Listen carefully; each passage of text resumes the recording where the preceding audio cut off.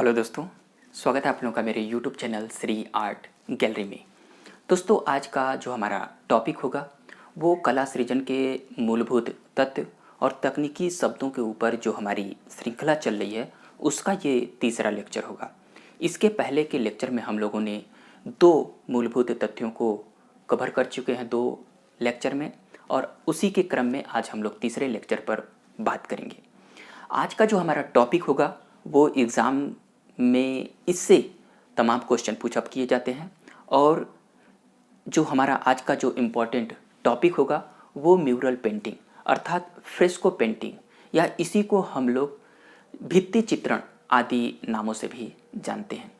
यह एक बहुत ही इम्पोर्टेंट टॉपिक है और यहाँ से तमाम तरह के क्वेश्चन पुटअप किए जाते हैं।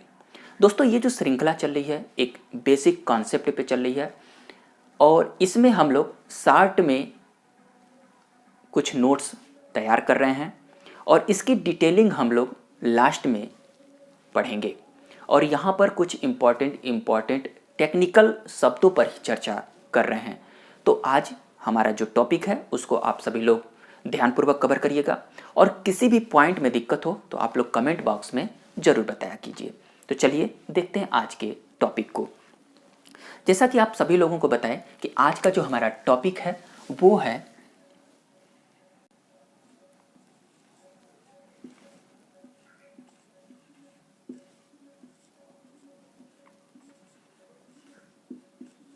भित्ति चित्रण।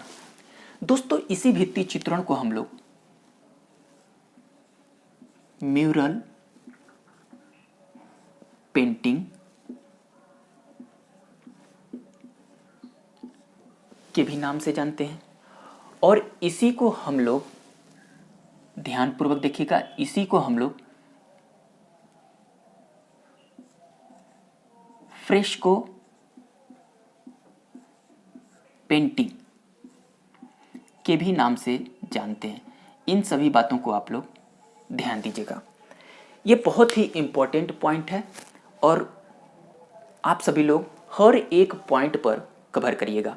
यहाँ पर हमने भित्ति चित्रण किया, यहीं पर हम लोग म्यूरल पेंटिंग कहें, और इसी को हम लोग फ्रेस्को पेंटिंग आदि नामों से भी जानते हैं। ये सभी प्रकार से जो क्वेश्चन पुटअप किए जाते हैं एग्ज़ाम में, तमाम तरह से एग्जामिनर इनको घुमा घुमा कर पुटअप करता है।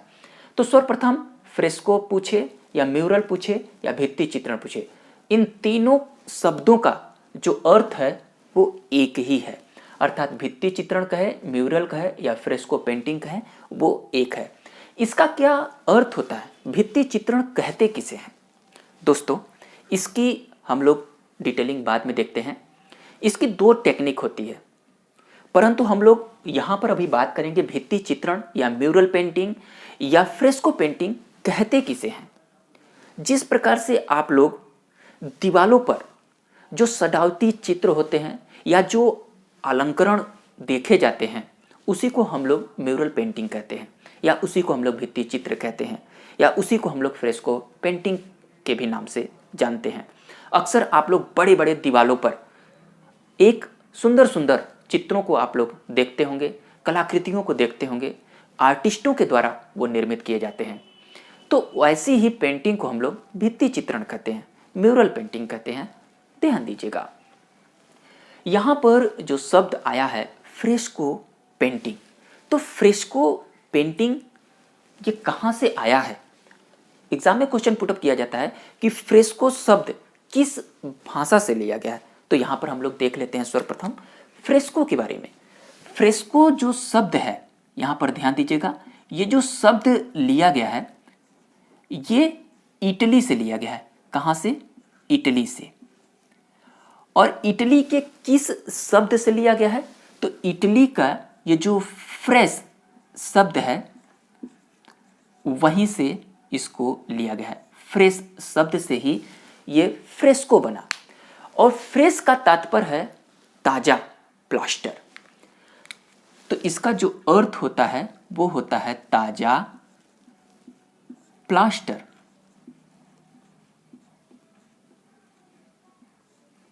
ध्यान दीजिएगा, फ्रेश कहने का तात्पर्य है कि ताजा प्लास्टर, और इसी फ्रेस से बना फ्रेस्को किस भाषा से लिया गया? इटली के भाषा से। तो यहाँ से हमारे कुछ इंपॉर्टेंट पॉइंट कवर हुई।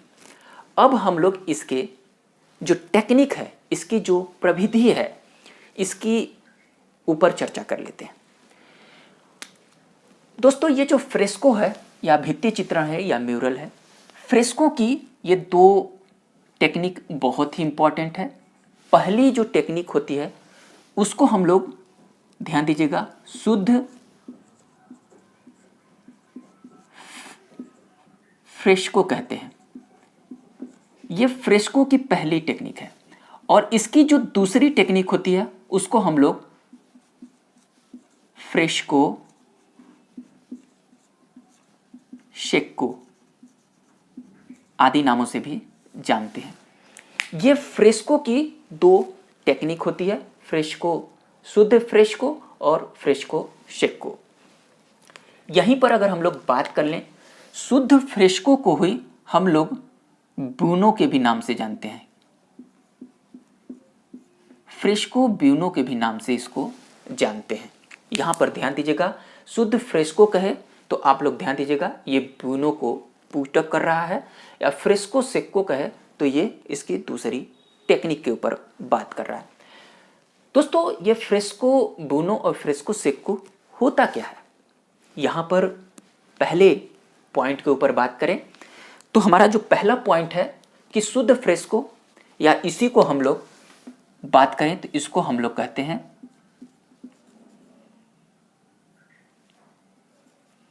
Fresco buono. ये पहली पॉइंट है। ये जो होती है ये गीली भित्ति होती है। सभी लोग ध्यान दीजिएगा, ये जो टेक्निक होती है ये गीली भित्ति होती है, और जो दूसरी होती है हम लोग फ्रेस्को ये जो होती है ये सूखी भित्ति होती है। दोस्तों, इन सभी बातों को ध्यान दीजिएगा। फ्रेस्को ब्यूनो जो होती है गीली भित्ति होती है, फ्रेस्को शेक्को जो होती है ये सूखी भित्ति होती है। बहुत ही इंपॉर्टेंट है। फ्रेस्को ब्यूनो में किस प्रकार से भित्ति चित्रण किया जाता है, फ्रेस्को शेक्को में किस प्रकार से चित्रण किया जाता है, आप सभी लोगों को बताना चाहते हैं कि जो फ्रेस्को ब्यूनो होती है इस पर कलाकार को महारत हासिल होना है। यह एक ऐसी टेक्निक है जो कि बहुत ही इंपॉर्टेंट है। इसमें क्या होता है कि इसमें दो पदार्थों को मिलाकर इस पर मोटी लेप तैयार किया जाता है दीवालों पर। इस पर हम लोग बात करें कि वो दो पदार्थ कौन कौन से हैं, तो ध्यान दीजिएगा, वो दो पदार्थों का जो मिश्रण होता है, पहला होता है चूना प्लस बालू होता है, इसमें मिलाया जाता है। और दूसरा क्या होता है, उसमें भी चूना प्लस संगमरमर,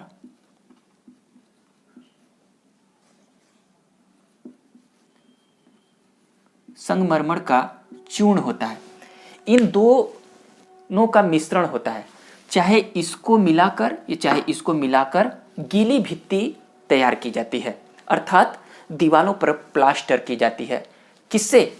चूना प्लस बालू से, अथवा चूना या संगमरमर के चूर्ण को मिलाकर हम लोग जो दीवार होती है, खुदरी दीवार, उसको एक प्लेन सरफेस के रूप में इस माध्यम से हम लोग तैयार करते हैं चित्रांकन करने के लिए गीली भित्ति पे। और ये प्लास्टर सूखने से पहले इस पर कलाकार रंग लगाकर, अर्थात इस पर चित्रांकन पूरी तरह से कंप्लीट कर लेता है। अगर कलाकार पूर्ण सतह के सूखने से पहले कार्य नहीं कर पाया तो वो जो भित्ति है खराब हो जाती है। तो इस टेक्निक में महारत हासिल होता है कलाकारों को। तो ये गीली भित्ति होती है और ये सूखी भित्ति होती है। और अक्सर एग्जाम में क्वेश्चन पुटअप किया जाता है कि जो गीली सतह पर कलाकार चित्रांकन करते हैं उसको किस प्रविधि के अंतर्गत रखा जाता है, और जिसमें सूखी भित्ति पर चित्रांकन किया जाता है उसको किस प्रविधि के अंतर्गत रखा जाता है। तो गीली भित्ति के ऊपर कलाकार जब कार्य करता है तो उसको हम लोग फ्रेस्को ब्यूनो के नाम से जानते हैं, और सूखी भित्ति के ऊपर जब कलाकार अपने भित्ति चित्र तैयार करता है तो उसको हम लोग फ्रेस्को सेक्को टेक्निक के नाम से जानते हैं। और इसमें चूने और बालू का आदि तमाम मिश्रण तैयार करके गीली भित्ति तैयार की जाती है। एग्जाम्पल के रूप में आप सभी लोगों को बताना चाहते हैं कि जिस प्रकार से जब नए भवन का निर्माण होता है तो क्या होता है कि पहले ईंटों से जुड़ाई होती है कमरों की, बड़े बड़े कमरों की, उसके बाद उस खुदरे भाग को क्या होता है कि उसको प्लास्टर की जाती है। और आज जो आप लोग तमाम देखते हैं चूना तो अब नहीं, अब सीमेंट और बालू के मिश्रण से क्या होता है कि प्लेन प्लास्टर की जाती है। उसी प्रकार से प्राचीन काल में भी कलाकारों के द्वारा भित्तियाँ तैयार की जाती थी, और उस पर ये गीली सतह पर क्या होता था कि सूखने से पहले, अर्थात ये प्लास्टर सेट होने से पहले, जमने से पहले कलाकार इसमें अपने चित्र को रंग लगाकर कंप्लीट कर लेता था। उसी को हम लोग गीली भित्ति कहते थे, जो कि काफ़ी फेमस थी।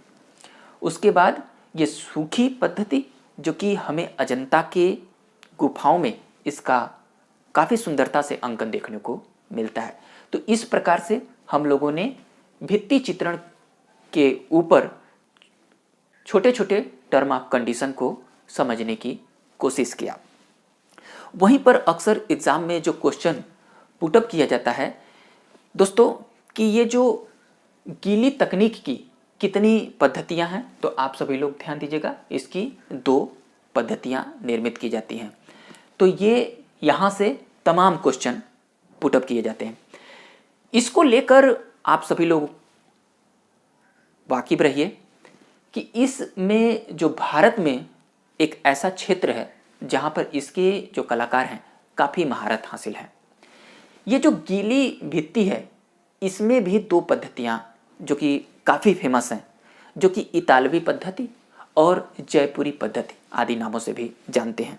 ध्यान दीजिएगा, ये जो गीली पद्धति होती है, गीली दीवारों पर जो होती है, इसकी 2 विधि बहुत ही फेमस होती है और अक्सर एग्जाम में क्वेश्चन पुटअप किया जाता है। तो आप लोग देख लीजिए, इसकी 2 कौन कौन सी है।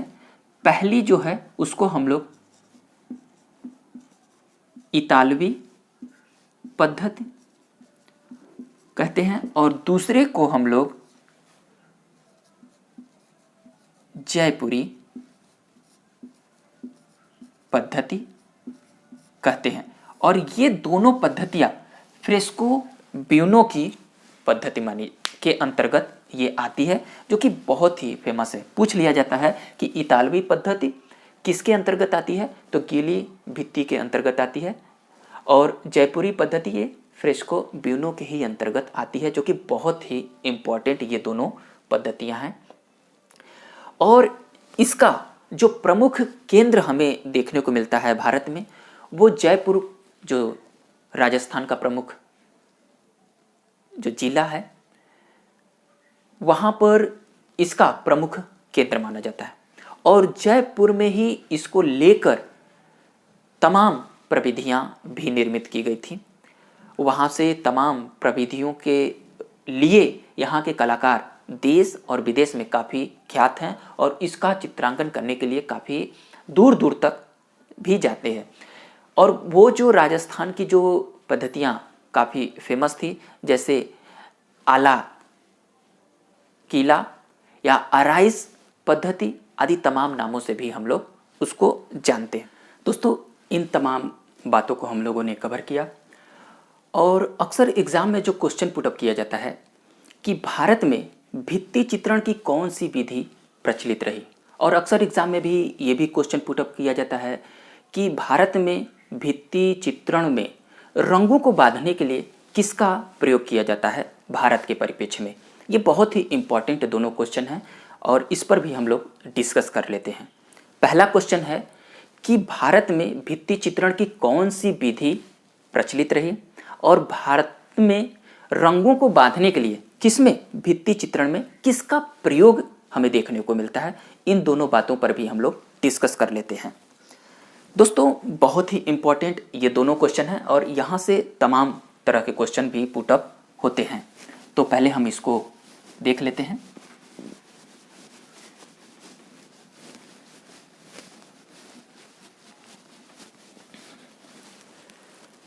क्वेश्चन पुशअप किया जाता है कि भारत के परिप्रेक्ष्य में, पहला जो क्वेश्चन हम लिख रहे हैं आप लोगों के परिप्रेक्ष्य में, कि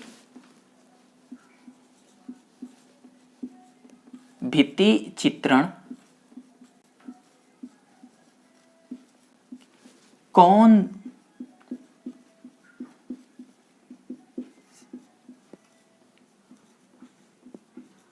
प्रविधि भारत में प्रचलित रही। ये पहला क्वेश्चन है। दूसरा क्वेश्चन है बहुत ही इंपॉर्टेंट कि भित्ति चित्रण में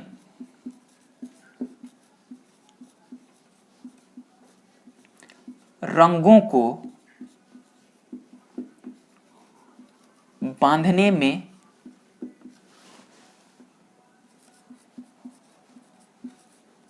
भारतीयों द्वारा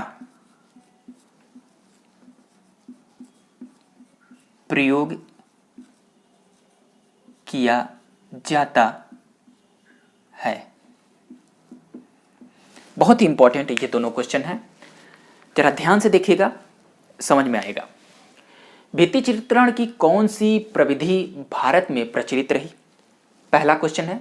दूसरा क्वेश्चन पुटअप किया जाता है कि भित्ति चित्रण में रंगों को बांधने में भारतीयों द्वारा प्रयोग किया जाता है। अभी आप लोगों ने देखा कि अभी जीआईसी लेक्चरर का एग्ज़ाम हुआ था और इसका मेंस भी होने वाला है और इन तमाम पॉइंटों को आप लोगों के समझ पुटअप किया जा सकता है। क्वेश्चन आए हुए थे, बहुत ही अच्छे थे और बहुत ही सिंपल भी क्वेश्चन आए हुए थे। यहाँ पर हम लोग डिस्कस करेंगे कि भित्ति चित्रण की कौन सी प्रविधि भारत में प्रचलित रही। तो दोस्तों इसका जो आंसर होगा कि भित्ति चित्रण की जो सूखी पद्धति है, कौन सी, सूखी प्रविधि, बहुत ही इंपॉर्टेंट है। ये भारत में काफ़ी प्रचलित रही और ये भित्ति चित्रण की सूखी पद्धति है। इसी विधि को हम लोगों को अजंता विधि के भी नाम से जानते हैं। ये जो भित्ति चित्रण की जो विधि भारत में प्रचलित है, इसी को हम लोग अजंता विधि या उसी को हम लोग सूखी प्रविधि के भी नाम से जानते हैं, जो कि बहुत ही इम्पोर्टेंट है। यहाँ पर ध्यान दीजिएगा, उसको हम लोग सूखी प्रविधि या इसी को हम लोग अजंता विधि भी कहते हैं। इन सभी बातों को नोट करिएगा, ठीक है। दूसरे क्वेश्चन के ऊपर अगर हम लोग बात करें कि भित्ति चित्रण में रंगों को बांधने में भारतीयों द्वारा प्रयोग किया जाता था, तो दोस्तों भारतीयों के द्वारा भित्ति चित्रण में जो रंग होते हैं, क्या होते हैं कि जब भित्ति सूख जाती है तो जो रंग लगे होते हैं वो सूख कर गिरने लगते हैं। तो इन रंगों के कणों को बांधने के लिए भारतीयों के द्वारा क्या प्रयोग किया जाता था, तो आप जान लीजिए। उनके द्वारा आप सभी लोग जानते हैं बबूल जानते हैं। बबूल काफ़ी मजबूत पेड़ होता है और उसकी क्या होती है कि गोंद निकलती है, बबूल की गोंद होती है, उसको बहुत ही भारतीयों के द्वारा प्रयोग किया गया। तो बबूल, इसका प्रयोग किसका किया गया, बबूल के गोंद को और साथ में सरेस।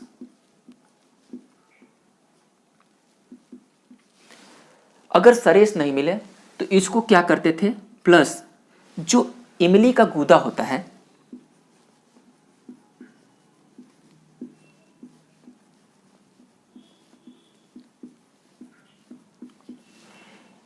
इनको मिलाकर, किसको, बबूल का गोंद, सरेश या इमली का गूदा, ये मिलाकर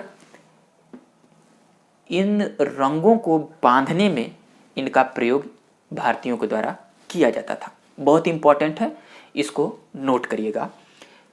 पुटअप किया जाएगा कि भित्ति चित्रण में रंगों को बांधने में भारतीयों द्वारा प्रयोग किया जाता था तो बबूल का गोंद, सरेस या इमली का गूदा, इनको गर्म करके इनके रंगों को बांधने के लिए, कणों को, कि ये सूखने के बाद हटने न पाए, तो इनका प्रयोग देखने को मिलता है। तो इस प्रकार से हम लोगों ने इतना पॉइंट को कवर किया। आगे के जो पॉइंट होगा वो भी बहुत ही इम्पॉर्टेंट होंगे। तो दोस्तों, इस प्रकार आज के लेक्चर में हम लोगों ने भित्ति चित्रण, फ्रेस्को पेंटिंग, म्यूरल पेंटिंग आदि तमाम पॉइंटों को डिस्कस किया और इस पर आने वाले तमाम इम्पॉर्टेंट क्वेश्चनों को भी हम लोगों ने कवर किया। जो भी यहाँ पर बातें हुई वो सब आप लोगों के समझ रखी गई। अगर इन सभी पॉइंटों पर अगर कोई डिस्कस करना हो तो आप लोग कमेंट बॉक्स में ज़रूर बताइएगा और अगर वीडियो पसंद आए तो भी आप लोग कमेंट ज़रूर बताइएगा। इसी टॉपिक के साथ आज के लेक्चर में हम लोग यहीं रखते हैं। हम लोग नेक्स्ट टॉपिक के साथ एक नए सेशन में प्रवेश करेंगे। तब तक के लिए थैंक यू दोस्तों।